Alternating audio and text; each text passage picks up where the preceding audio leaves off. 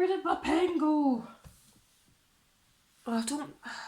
Where did it go? I just had it.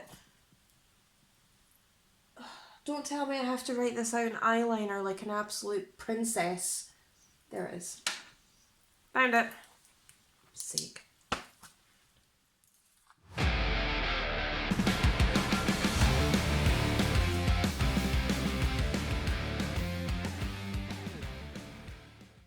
Hello, welcome back to my channel. I'm not going to do my normal intro like, hi, I'm Lindsay, welcome back to the channel, because I think those of you who have followed me long enough now will know who I am, but if you're new here, hello, welcome, I'm Lindsay.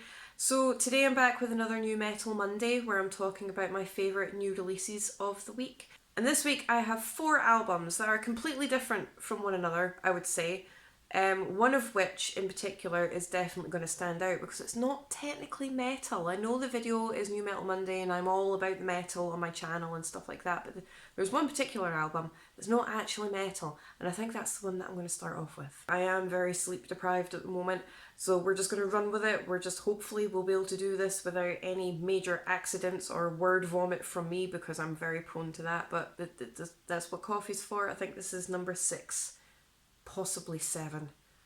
I have caffeine issues. Now, like I said at the beginning of the video, this particular album isn't actually strictly metal. It does come from a metal background and the band behind it are actually metal, but this little side project is not actually classed as metal, and that's Host 9. Now, just a little bit of a backstory with regards to this band and this album. This is a Paradise Lost side project. It's Nick Holmes and Greg McIntosh of Paradise Lost, and they got together to create Host, which is kind of like an 80s new wave, synthwave, gothic kind of production. So if you think the likes of Depeche Mode, Gary Numan, Joy Division, things like that, it's that kind of sound, you know, it's very catchy, it's very melancholy, and it's got an awful lot of synth in it and clean vocals. I love this album. I'm a huge Gary Numan fan. Anyone who's followed me on Twitter for long enough will catch me going on about Gary Numan from time to time. I am a huge Gary Numan fan. I have loved all of his stuff since the Tubeway Army days, like back in the 70s before I was born. And I absolutely adore that sound. The Depeche Mode sound, the Joy Division sound, and you know, recent bands that kind of have a similar sound like the Magna Carta Cartel and Gunship, for example. I love a lot of synth, I love a lot of atmosphere, a lot of dramatic layers and things like that. And this album, Host 9, is an absolute stellar example of that. You know, it's really catchy, it's really melancholy, it has an awful lot of synth in it, a lot of layers, beautiful clean vocals, and you just can't help yourself, you know, I really vibe to that kind of sound, as well as the death metal stuff, as well as the black metal stuff and things like that. I am very much into kind of like the synthwave, new wave, gothic 80s kind of sound as well. So if that is something that you're definitely interested in, and if you're a Numanoid like myself, definitely check this album out. I don't think you'll be disappointed in it at all. Now, it does give a little bit of a nod to the Paradise Lost album, also called Host, where it was kind of controversial because it was very experimental, and I think it divided a lot of fan opinions at the time based on the particular sound that had got a lot of... I think it was classed as like a pop album from them, but I wouldn't really class it as a pop album myself. But I do think they kind of ventured into the whole synthwave 80s kind of vibe on that album, which I suppose could be misconstrued as pop. I don't know, that's just my opinion. But it is a little nod to that album. That's where they got the name from. So favourite tracks of this album are Tomorrow Sky, Hiding from Tomorrow, Instinct, and My Only Escape. But definitely check those tracks out. I don't think you're going to be disappointed. Like I said, it is a complete deviation away from my usual death metal, melodic death metal, black metal, thrash kind of vibe.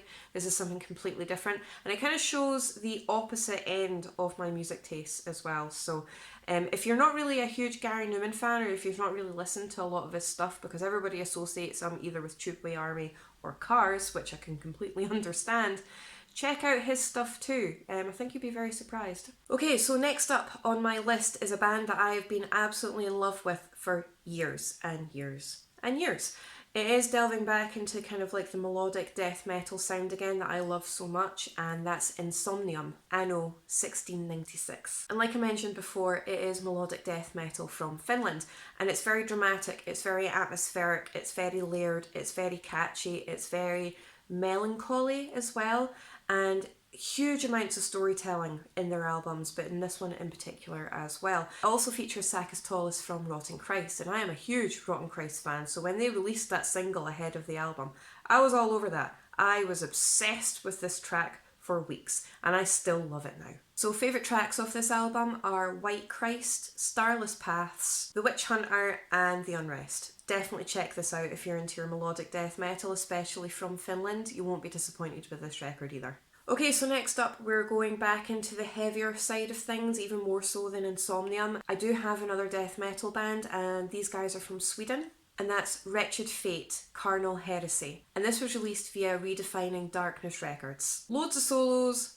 epic riffage, really brutal, lovely, growly vocals. This record is really brutal, it's just really hard, it's really fast. It kind of gave me that kind of like heavy metal stank face throughout, if you know what I mean by that. And I just thought it was really fun. It was a really fun album despite the brutality, and I don't know about anybody else, but I actually found it quite catchy at parts too. Favourite tracks of this album are Momentary Suicide, Utterance from the Inhuman Tongue, and Harlots for Suffering.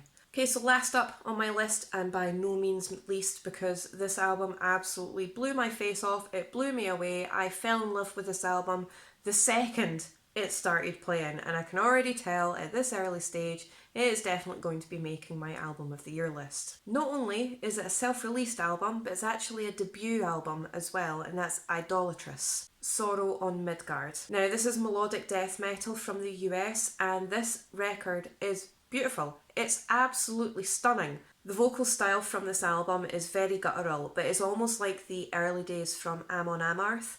And again, we're all about the atmosphere on this channel. I absolutely love atmosphere. I love layered dynamics in music. I love the synth.